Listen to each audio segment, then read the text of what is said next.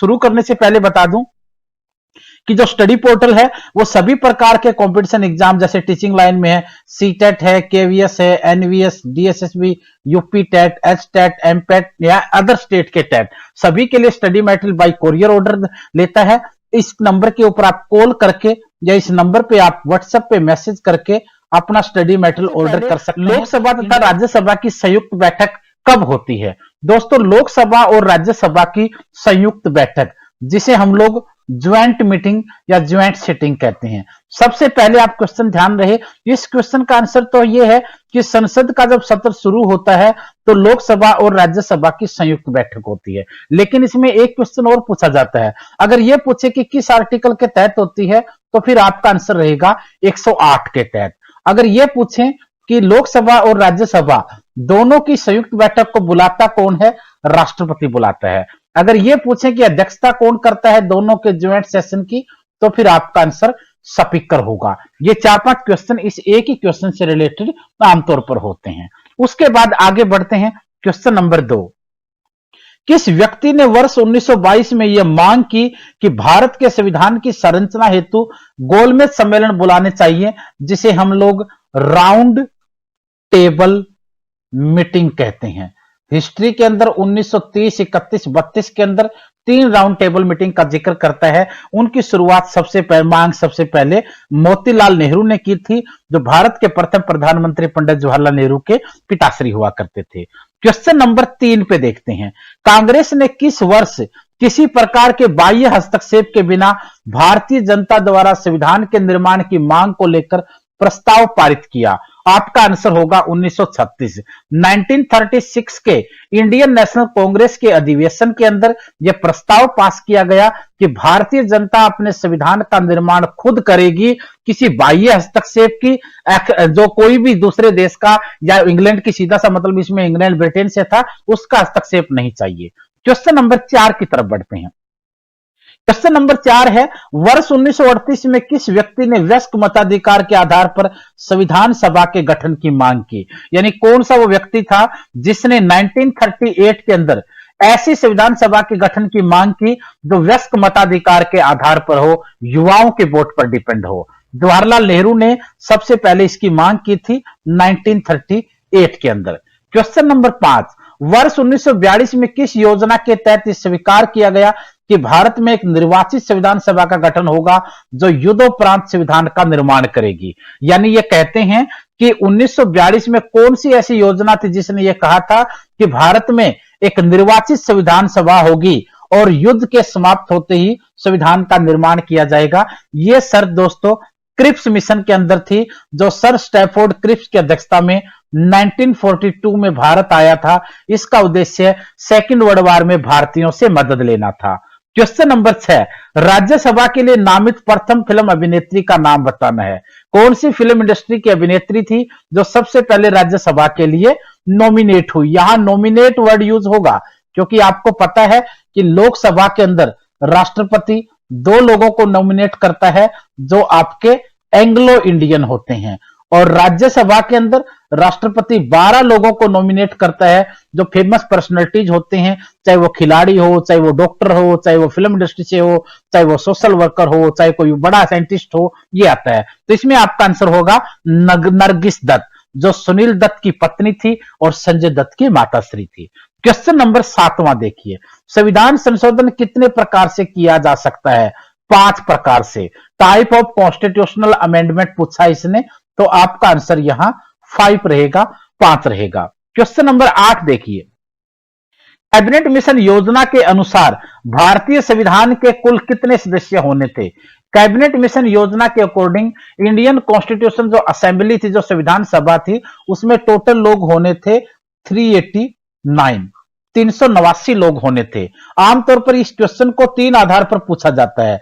ये व्यक्ति जो हैं वो 389 भी मिलेंगे आपको, इनका आंसर आपको एक जगह 299 भी मिलेगा, एक जगह आपको 284 भी मिलेगा। अगर 389 की बात होगी तो ये थे शुरू के अंदर जब असेंबली बनी थी।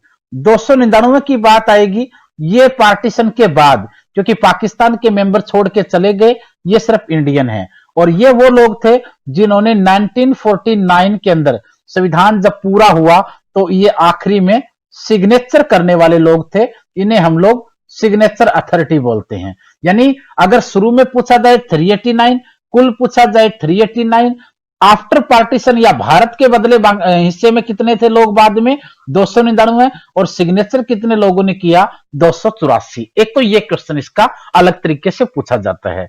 और उसका दूसरा जो पार्टीशन होता है वो इस तरीके से होता है कि जैसे यहां आप देखिए 389 आपने टोटल देख लिया, इसमें 292 ये तो थे ब्रिटिश भारत से, 93 जो थे रियासतों थे और 4 जो थे वो प्रीवी काउंसिल से थे। तो ये क्वेश्चन इस आधार पर भी 389 का बनता है। ये आपका अंग्रेजों का भारत जिसे हम लोग ब्रिटिश भारत कहते हैं, ये लोग जो थे वो रियासतों से संबंधित थे और ये आपके प्रीवी काउंसिल से थे जो आपके देश में 4 थी। उसके बाद क्वेश्चन है 9वां, संविधान सभा के लिए चुनाव कब निश्चित हुए? संविधान सभा के लिए चुनाव जुलाई 1946 में निश्चित हुए और जुलाई 1946 में चुनाव होकर के लगभग इस डेट को अगर सही तरीके से आपको कंफर्म करना है तो 96 की 6 दिसंबर को संविधान सभा का यहां गठन हो गया था। अगला क्वेश्चन है किस क्षेत्र को अनुसूचित जाति और जनजाति क्षेत्र घोषित करने का अधिकार किसे है? किसी भी क्षेत्र को अगर आप लोग शेड्यूल ट्राइब क्षेत्र या शेड्यूल कास्ट क्षेत्र अगर घोषित करना, रीजन या जोन घोषित करना है तो यह कौन कर सकता है? यह भारत का प्रेसिडेंट कर सकता है, प्रेसिडेंट ऑफ रिपब्लिक इंडिया कर सकता है, देश का राष्ट्रपति। क्वेश्चन नंबर 11, संविधान सभा को किसने मूर्त रूप प्रदान किया? संविधान सभा को किसने मूर्त रूप प्रदान किया? आपका आंसर यहां जवाहरलाल नेहरू है। क्वेश्चन नंबर 12, भारत में कुल कितने हाई कोर्ट हैं? इंडिया के अंदर टोटल हाई कोर्टों की संख्या 24 है, 24 हाई कोर्ट भारत में है। क्वेश्चन नंबर 13, संविधान सभा की पहली बैठक। दोस्तों इसमें बैठकों से रिलेटेड जो क्वेश्चंस है ना वो बड़े पूछे जाते हैं।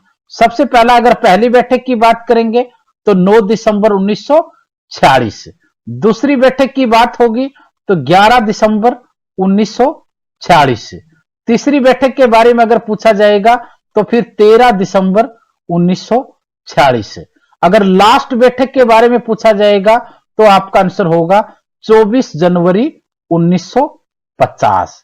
ये क्वेश्चन बिल्कुल मीटिंग्स के ऊपर आधारित होते हैं। अगर काउंटिंग के आधार पर पूछा जाएगा, पहली 9 दिसंबर 46 को, दूसरी 11 दिसंबर को, तीसरी 13 दिसंबर को, आखिरी 24 जनवरी को। पहली मीटिंग की बात करेंगे तो यहां सच्चिदानंद, एक नाम आपको ध्यान होगा, सच्चिदानंद सिन्हा को टेम्परेरी चेयरमैन चुना गया था। दूसरी मीटिंग में डॉक्टर राजेंद्र बाबू बिहारी बाबू को यहां पर हमने संविधान सभा ने परमानेंट चेयरमैन के रूप में चुन दिया असेंबली का। 13 दिसंबर की पास बात होगी तो यहां आमतौर पर हम जिक्र करते हैं उद्देश्य प्रस्ताव आमतौर पर यहां पर पेश किया गया था। किसने पेश किया था इसको? नेहरू ने पेश किया था 13 दिसंबर को। और पास कब किया इसे? 22 जनवरी 1947 को संविधान सभा के द्वारा। अगर लास्ट मीटिंग की बात करेंगे तो इस मीटिंग के अंदर संविधान सभा को भंग कर दिया गया था। इसी दिन राष्ट्रीय गीत और राष्ट्रीय गान को स्वीकार किया गया था। इसी दिन भारत के अंदर डॉक्टर राजेंद्र प्रसाद को संविधान सभा के अध्यक्ष से देश का राष्ट्रपति डिक्लेयर कर दिया था। ये कई सारे काम यहां हुए थे। फिर हम चलते हैं क्वेश्चन नंबर 14 की तरफ। पुनर्गठन के फलस्वरूप वर्ष 1947 में संविधान सभा के सदस्यों की संख्या कितनी रह गई है? वही क्वेश्चन आ गया ना। पुनर्गठन का मतलब क्या है? 1940 में संविधान सभा बनी, पुनर्गठन कब हुआ? 15 अगस्त 1947 को जब भारत और पाकिस्तान अलग हुए तो यहां पुनर्गठन अपने आप हुआ। पाकिस्तान के मेंबर चले गए, सिर्फ इंडिया के मेंबर भारत के इसमें रह गए। क्वेश्चन नंबर 15 देखिए, संविधान सभा में किस देशी रियासत के प्रतिनिधियों ने भाग नहीं लिया था?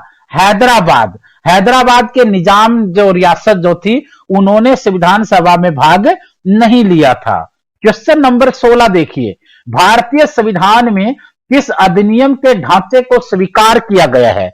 इंडियन कॉन्स्टिट्यूशन में किस अधिनियम, किस एक्ट के ढांचे को या स्ट्रक्चर को एक्सेप्ट किया गया है, तो इसमें आपका आंसर होगा भारत सरकार अधिनियम 1935 या गवर्नमेंट ऑफ इंडिया एक्ट 1935।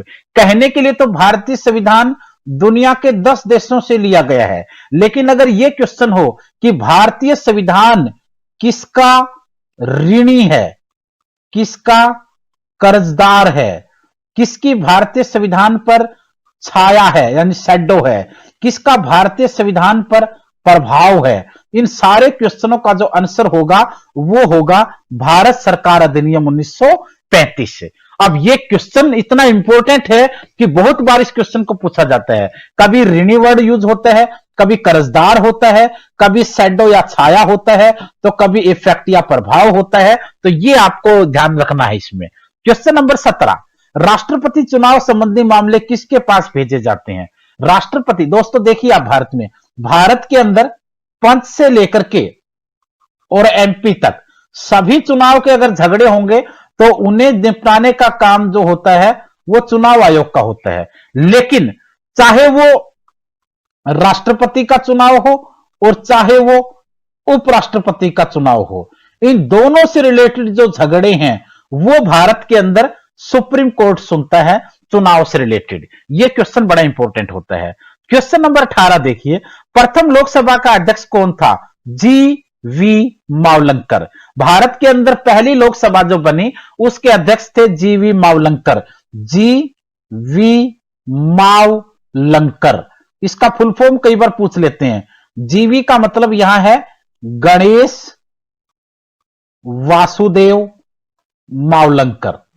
ये पहली लोकसभा के अध्यक्ष थे भारत में। क्वेश्चन नंबर 19, पहली बार राष्ट्रपति शासन कब लागू किया गया? पहली बार राष्ट्रपति शासन। अब यहां राष्ट्रपति शासन को बच्चे समझ नहीं पाते हैं। आपको ध्यान है इंडिया के प्रेसिडेंट के पास 3 इमरजेंसी पावर हैं, 352, 356 और 360। ये सारी की सारी कहां से ली गई हैं? जर्मनी के वाइमर संविधान से। अगर याद ना रहे तो यह सोच लेना कि भारत के राष्ट्रपति के पास कोई पावर नहीं है, लेकिन जब उस पर इमरजेंसी पावर आ जाती है तो वो शक्तिशाली बन जाता है। शक्तिशाली का मतलब एक प्रकार से हिटलर बन जाता है। हिटलर कहां का था? जर्मनी का। तो यह पावर कहां से ली हमने? जर्मनी से। यह अंडरस्टैंडिंग बन सकती है।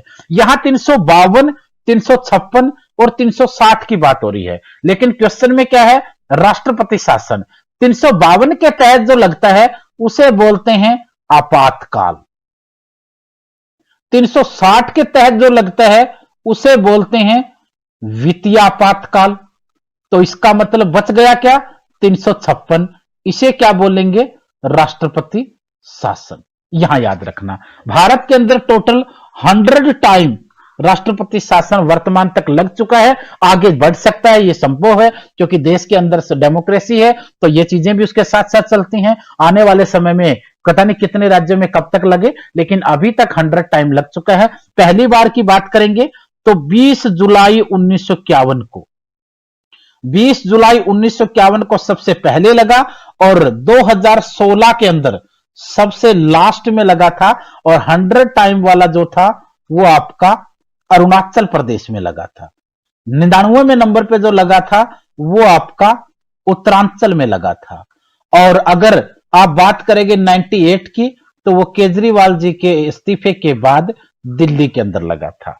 क्वेश्चन नंबर हम नेक्स्ट देखते हैं 20वां, संविधान द्वारा प्रदत्त नागरिकता के संबंध में संसद ने एक व्यापक नागरिकता अधिनियम कब अपनाया? यानी एक सिटीजन एक्ट इंडिया के अंदर कब एक्सेप्ट किया गया, कब उसको अपनाया गया? तो आपका आंसर होगा 1955। भारत के अंदर सिंगल सिटीजनशिप है, इंडिया के अंदर एकल नागरिकता है। और एकल नागरिकता हमने कहां से ली है? इंग्लैंड से ली है। यह क्वेश्चन भी कई बार पूछ लिया जाता है, इसको भी आप ध्यान रखना। भारत के अंदर नागरिकता देना और नागरिकता छीनना, ये दोनों ही किसके अधिकार क्षेत्र में आते हैं? संसद के अधिकार क्षेत्र में आते हैं। क्वेश्चन नंबर 21 देखिए, प्रधानमंत्री बनने की मिनिमम एज पूछी गई है, प्रधानमंत्री बनने की निम्नतम आयु। अब प्रधानमंत्री बनने की निम्नतम आयु से पहले आपको क्या देखना पड़ेगा कि who can become the prime minister. प्रधानमंत्री बन कौन सकता है?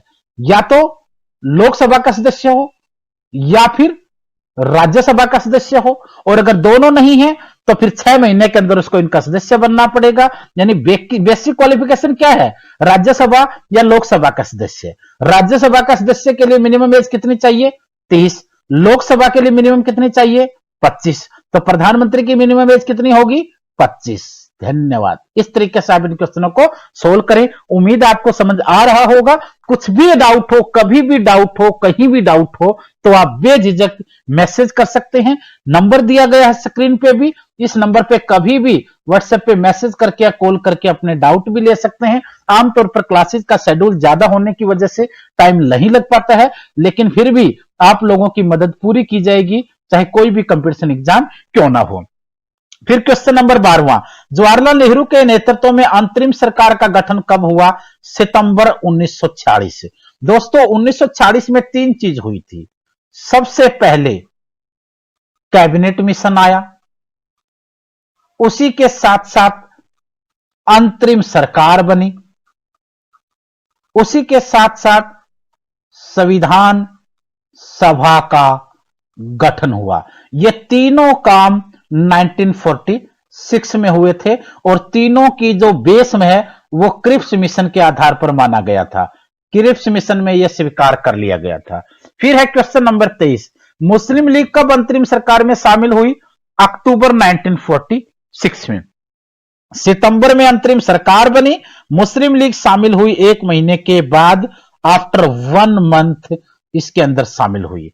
क्वेश्चन नंबर 24, संविधान सभा की पहली बैठक किस दिन शुरू हुई, 9 दिसंबर 1946 को। संविधान सभा का पहला अधिवेशन कितनी अवधि तक चला, संविधान सभा का पहला अधिवेशन कब से कब तक चला, इसमें आपका आंसर होगा 9 दिसंबर 1946 से 23 दिसंबर 1946 तक यह संविधान सभा का पहला अधिवेशन चला था। इसमें अगर दिन देखने हैं तो आप 9 दिसंबर से 23 दिसंबर तक के दिन काउंट कर सकते हैं, और डेट आमतौर पर इसमें पूछ ली जाती है। फिर है आपका क्वेश्चन अगला 26वां क्वेश्चन 26, देश के स्वतंत्र होने के पश्चात संविधान सभा की पहली बैठक कब हुई। देश के आजाद होने के बाद आप देख सकते हो भारत की आजादी कब हुई, 15 अगस्त 1947 को, 15 अगस्त 1947 को। और आजादी के बाद संविधान सभा की पहली बैठक कब हुई, 31 अक्टूबर 1947 को। उसके बाद क्वेश्चन है 27वां, संविधान सभा का अस्थायी अध्यक्ष किसे बनाया गया, सच्चिदानंद सिन्हा को। अब यहां एक बड़ा कंफ्यूजन होता है आमतौर पर बच्चों में। संविधान सभा के 2 अध्यक्ष हैं, एक आपका आंसर रहेगा अस्थायी और एक में आपका आंसर रहेगा स्थायी। अस्थायी की बात रहेगी तो सच्चिदानंद सिन्हा, स्थायी की बात अगर पूछी जाएगी तो आपका आंसर रहेगा डॉक्टर राजेंद्र प्रसाद। आमतौर पर हुआ क्या था, 9 दिसंबर को जो पहली बैठक हुई उसमें सच्चिदानंद सिन्हा जी को चुना गया था, और 11 दिसंबर को जो मीटिंग हुई दूसरी, इसके अंदर डॉक्टर राजेंद्र प्रसाद को चुन लिया गया और सच्चिदानंद सिन्हा ने रिजाइन कर दिया था। क्योंकि इसकी वजह यह है कि वो बहुत सीनियर व्यक्ति थे, 389 लोगों में सबसे सीनियर व्यक्ति माने जाते थे। मान सम्मान देने के लिए उन्हें बना दिया गया। लंबा टाइम वो इसलिए नहीं रखे गए क्योंकि वो काफी एज्ड हो चुके थे, शारीरिक रूप से स्वस्थ नहीं थे, संविधान सभा की डे टू डे की मीटिंगों में हिस्सा नहीं ले सकते थे। क्वेश्चन नंबर 28, संविधान सभा का स्थायी अध्यक्ष किसे बनाया गया, डॉक्टर राजेंद्र प्रसाद को। कब बनाया गया, 11 दिसंबर को। कौन सी मीटिंग थी 11 दिसंबर को, दूसरी मीटिंग। किसको रिप्लेस किया उन्होंने, सच्चिदानंद सिन्हा को। क्वेश्चन नंबर 29वां देखिए, संविधान निर्माण की दिशा में पहला कार्य उद्देश्य प्रस्ताव था।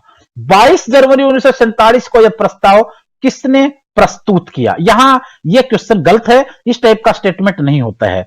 क्यों नहीं होता है, क्योंकि किसने प्रस्तुत नहीं किया, किसने पास किया। और अगर प्रस्तुत की बात आएगी तो यह डेट आएगी 13 दिसंबर 1946। ये आप याद रखना। अगर आप ऐसी डेट लिखते हैं फिर आपका आंसर ठीक हो जाएगा, अदरवाइज इस टाइप का क्वेश्चनों पे क्लेम होता है। ये 2012-13 के एग्जाम में पूछा गया था, उस समय भी मैंने जब सोल्व किया था बच्चों को बताया था। यहां पर आप ध्यान रखें, क्यों, क्योंकि 13 दिसंबर 1946 को उद्देश्य प्रस्ताव को पेश किया गया। 22 जनवरी 1947 को उद्देश्य प्रस्ताव को पास किया गया। पेश करने वाला कौन था? नेहरू। पास करने वाली कौन थी? संविधान सभा। पास तो पूरी सभा करेगी ना, पेश एक व्यक्ति करेगा। जैसे बजट है, पेश तो कर देता वित्त मंत्री, लेकिन पास करने का काम किसका है? हाउस का होता है। तो यहां ध्यान रखें, 13 दिसंबर 46 को पेश किया जवाहरलाल नेहरू ने, 22 जनवरी 47 को पास किया संविधान सभा ने। और पास भी कैसे किया? सर्वसम्मति से। सर्वसम्मति से, जिसे हम लोग आम सहमति बोल देते हैं, जनरल ओपिनियन बोल देते हैं, एक मत, एक राय। क्वेश्चन नंबर नेक्स्ट देखिए, 30वां क्वेश्चन, भारत के पहले राष्ट्रपति के रूप में डॉक्टर राजेंद्र प्रसाद का चुनाव किसने किया? भारत के पहले राष्ट्रपति के रूप में डॉक्टर राजेंद्र प्रसाद का चुनाव किसने किया? संविधान सभा ने। यह मैंने अभी थोड़ी देर पहले आपको बताया था। क्यों? क्योंकि 24 जनवरी 1950 को संविधान सभा को भंग कर दिया गया, और जब इसको भंग करा तो उसी समय राजेंद्र प्रसाद को देश का राष्ट्रपति चुन लिया गया, संविधान सभा ने चुन दिया था। क्वेश्चन नंबर 31 देखिए, भारतीय संविधान की प्रस्तावना के अनुसार भारत के शासन की सर्वोच्च सत्ता किसमें है? भारतीय संविधान की जो प्रियम्बल है, इंडियन कॉन्स्टिट्यूशन की जो प्रियम्बल है या जो प्रस्तावना है, उसके अकॉर्डिंग भारत के शासन की सबसे बड़ी जो सत्ता है या सबसे बड़ी जो ताकत है, वो जनता के अंदर है, पब्लिक के अंदर है, आमतौर पर वोटर्स के अंदर है। क्वेश्चन नंबर 32, भारत के प्रथम सिख प्रधानमंत्री डॉक्टर मनमोहन सिंह, जिनका कार्यकाल 2004 से 2014 तक रहा। क्वेश्चन नंबर 33वां, प्रधानमंत्री पद से त्यागपत्र देने वाले पहले व्यक्ति मोरारजी देसाई। मोरारजी देसाई पे अलग क्वेश्चन भी बनते हैं। अगर यह क्वेश्चन पूछा जाए कि प्रथम गैर कांग्रेसी पीएम, तो भी आपका आंसर मोरारजी देसाई रहेगा। और अगर पहला त्यागपत्र देने वाला प्रधानमंत्री पूछा जाए तो भी आपका आंसर मोरारजी देसाई रहेगा। क्वेश्चन नंबर 34वां, भारत के नियंत्रण एवं महालेखा परीक्षक यानी CAG, controller and auditor general की नियुक्ति कौन करता है? राष्ट्रपति करता है। कार्यकाल कितना होता है? 6 साल का होता है। काम क्या होता है? देश के सभी प्रकार की ऑडिट करना काम होता है। यह भी आपको यहां पर याद रखना है। क्वेश्चन नंबर 35वां, भारतीय संविधान के किस भाग को उसकी आत्मा की व्याख्या दी गई है या आत्मा कहा गया है? अब यहां दोनों क्वेश्चन हैं, चाहे भारतीय संविधान की आत्मा हो, चाहे भारतीय संविधान का हृदय हो। यानी कहने का मतलब है हार्ट और सोल, दोनों ही शब्द किसको कहे गए हैं? प्रस्तावना को कहे गए हैं। प्रस्तावना का मतलब इंग्लिश में आप लोग प्रियम्बल कह सकते हैं, प्रीफेस कह सकते हैं। और ये कहने वाले कौन थे? ये कहने वाले थे BR अंबेडकर। भारतीय संविधान की प्रस्तावना को उसकी हार्ट एंड सोल कहने वाले डॉक्टर BR अंबेडकर थे। क्वेश्चन नंबर 36, केरल का उच्च न्यायालय कहां पर है? केरला का हाई कोर्ट एर्नाकुलम के अंदर है। यह भी याद रख लें। दोबारा रिवाइज करा दूं, भारत के अंदर 24 हाई कोर्ट है। क्वेश्चन नंबर 37, राज्यसभा के लिए प्रत्येक राज्य के प्रतिनिधियों का निर्वाचन कौन करता है? राज्यसभा के लिए प्रत्येक राज्य के जो प्रतिनिधि होते हैं, रिप्रेजेंटेटिव होते हैं, उनका निर्वाचन कौन करता है? विधानसभा के निर्वाचित सदस्य। ये मैं एक बार थोड़ा सा अच्छे से बता दूं आपको। भारतीय संसद के अंदर मेन रूप से 2 सदन है, एक आपका लोकसभा, एक आपका राज्यसभा। लोकसभा के सदस्यों को सीधा चुना जाता है जनता द्वारा। राज्यसभा के सदस्यों को हर राज्य की विधानसभा चुनती है। विधानसभा के सदस्य चुनते हैं, निर्वाचित सदस्य, कहने का मतलब इलेक्टेड MLA। क्वेश्चन नंबर 38, 31वें संवैधानिक संशोधन अधिनियम द्वारा लोकसभा की अधिकतम सदस्य संख्या कितनी निर्धारित कर दी गई? यह क्वेश्चन भी कई बार पूछा जाता है। इस क्वेश्चन के अंदर अगर थोड़ा सा डिटेल से देखना है तो आपको इसके इस तरीके से समझेंगे कि लोकसभा के अंदर पहले सदस्य हुआ करते थे 552 और राज्यसभा के अंदर पहले सदस्य हुआ करते थे 250। अब इसके सदस्यों की संख्या कर देगी 545, राज्यसभा की कर देगी 245। इनकी संख्या को कम कब किया गया? आमतौर पर 1976 में। कितने साल के लिए? 25 साल के लिए। टाइम पूरा कब होना था? 2001 में। यहां पर इसको फिर क्या कर दिया गया? एक्सटेंड कर दिया गया। कितने साल के लिए? 25 साल के लिए। अब ये कब तक रहेगा? 2026 तक। यह इस टाइप के क्वेश्चन बहुत जरूरी हैं। आप लोगों को उंगलियों पे, टिप्स पे ये चीज याद रहनी चाहिए। अगर इस तरीके से याद रहेंगी तो कभी भी किसी भी एग्जाम में क्वेश्चन से मार नहीं खाएंगे। तो ये आपको ध्यान रखना है। और एक और क्वेश्चन मैं आपको बिल्कुल डीपली बता देता हूं। आमतौर पर यूपीएससी या फिर पीसीएस के अंदर आमतौर पर इस टाइप की चीजें होती हैं। अगर आपसे आप पूछते हैं कि किस पॉलिसी के तहत इस सदस्य संख्या को कम किया गया, तो इस पॉलिसी का नाम है जनसंख्या नियंत्रण नीति, पॉपुलेशन कंट्रोल पॉलिसी के तहत। क्यों? क्योंकि राज्यों की जनसंख्या बढ़ रही थी, भारत की जनसंख्या बढ़ रही थी। कोई स्टेट जनसंख्या रोकने को तैयार नहीं था, क्योंकि उनको पता था जितनी ज्यादा जनसंख्या होगी उतने ज्यादा एमएलए सीटें होंगी, जितने ज्यादा एमएलए सीटें होंगी उतने ही ज्यादा राज्यसभा के मेंबर होंगे, और जितने ज्यादा राज्यसभा के मेंबर होंगे और एमएलए होंगे उतनी ही केंद्र में यानी सेंटर में वैल्यू बनेगी। आप देखते हो जब यूपी में चुनाव होता है तो बीजेपी से लेकर कांग्रेस तक देश की सारी पार्टियां आ जाती हैं, और जब नॉर्थ ईस्ट के ऐसे छोटे छोटे स्टेटों में चुनाव होता है तो वहां कोई नहीं जाता है, क्योंकि वहां सीटें कम है लोकसभा की, वहां सीटें कम है राज्यसभा की, वहां सीटें कम है विधानसभा की। लेकिन यूपी में देखेंगे तो 80 सीटें लोकसभा की हैं। जो यहां ज्यादा ले गया उसको कोई रोक ही नहीं सकता अगले राज्यों में जीतने से। तो ये एक प्रकार से ये मत था। इस वजह से जनसंख्या कंट्रोल करने के लिए इस पर लगाम लगाई गई थी। क्वेश्चन नंबर 39, हरियाणा राज्य कब बना था? हरियाणा राज्य दोस्तों 1 नवंबर 1966 को बना था। यह भारत के 17वें राज्य के रूप में था। भारत के 17वें राज्य के रूप में था, और 17वां ही आमतौर पर शायद संविधान संशोधन भी था। क्वेश्चन नंबर 40, दीवानी मामलों में संसद के सदस्यों को किस दौरान गिरफ्तार नहीं किया जा सकता? दीवानी मामलों में संसद के सदस्यों को सत्र के दौरान गिरफ्तार नहीं किया जा सकता। सत्र आरंभ होने से 40 दिन पहले और 40 दिन बाद, यानी जब भी सेशन शुरू होगा उससे 40 डेज पहले और 40 डेज बाद आप उन्हें गिरफ्तार नहीं कर सकते। सिर्फ दीवानी मामलों में, फौजदारी में नहीं। यहां दीवानी मामलों का मतलब है फौजदारी का नहीं। यह भी आपको याद रखना पड़ेगा। क्वेश्चन नंबर 41, संघीय मंत्री परिषद से त्याग पत्र देने वाला पहला मंत्री श्यामा प्रसाद मुखर्जी। यूनियन कैबिनेट से पहला व्यक्ति जिसने भारत में इस्तीफा दिया वो श्यामा प्रसाद मुखर्जी थे, श्री श्यामा प्रसाद मुखर्जी जी। क्वेश्चन नंबर 42वां, भारत के संप्रेक्षण और लेखा प्रणालियों का प्रधान कौन होता है? भारत का नियंत्रण एवं महालेखा प्रेक्षक यानी CAG, controller and auditor general. Question number 43, Lok Sabha के अध्यक्ष को कौन चुनता है? लोकसभा के अध्यक्ष को लोकसभा के सदस्य चुनते हैं। मान लीजिए आप ये हैं, ये टोटल लोकसभा के सदस्य हैं।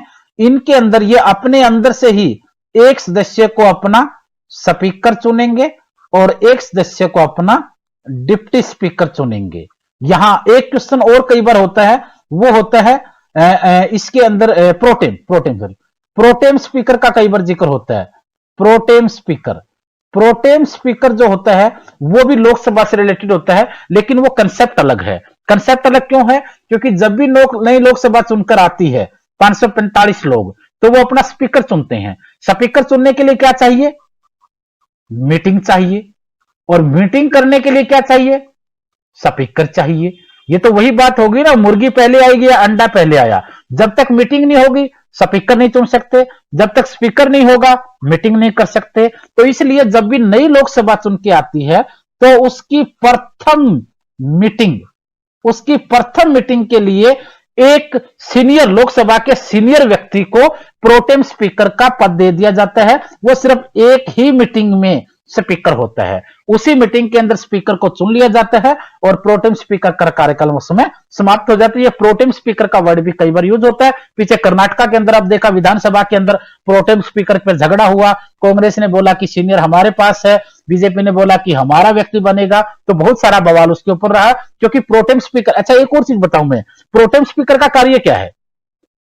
अगर प्रोटेम स्पीकर का कार्य पूछेंगे तो कार्य क्या है? सारे के सारे सदस्यों को शपथ दिलाना, ओथ दिलाना, इसका काम है। और उसके साथ साथ अगर बहुमत सिद्ध करना हो, अगर बहुमत सिद्ध करवाना हो तो यह भी इसका काम है। और यहां यह क्या रोल प्ले कर सकता है, यह अपना निर्णायक मत दे सकता है।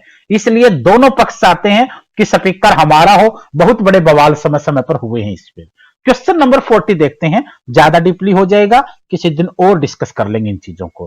कौन उत्तर प्रदेश की प्रथम महिला मुख्यमंत्री बनी, या भारत की, अगर यह क्वेश्चन हो कि भारत में फर्स्ट वुमेन चीफ मिनिस्टर, तो आपका आंसर रहेगा सुचेता कृपलानी। स्टेट पूछेंगे तो आपका आंसर रहेगा उत्तर प्रदेश। अगर पहली महिला मुख्यमंत्री के साथ अगर राज्यपाल पूछेंगे तो फिर राज्यपाल के अंदर आपका आंसर रहेगा सरोजिनी नायडू। सरोजिनी नायडू, जिनका वो कथन आप लोग जानते हैं कि राज्यपाल सोने के पिंजरे में बंद एक चिड़िया के समान है। सीजीएल में, यूपीएससी में, स्टेट पीसीएस में, टीचिंग एग्जाम्स में मैंने कम से कम भी 100 बार इस क्वेश्चन को देखा है। राज्यपाल सोने के पिंजरे में बंद एक चिड़िया के समान होता है। यह कथन किसका था? सरोजिनी नायडू का। सरोजिनी नायडू भारत की पहली महिला राज्यपाल थी। कहां की राज्यपाल बनी थी? उत्तर प्रदेश की। भारत में पहली महिला मुख्यमंत्री और पहली महिला राज्यपाल दोनों ही क्वेश्चन यूपी के नाम आते हैं। क्वेश्चन नंबर 45, प्रथम लोकसभा चुनाव में उम्मीदवारों की संख्या कितनी थी? पहली बार लोकसभा के चुनाव में टोटल उम्मीदवारों की संख्या 1874 थी।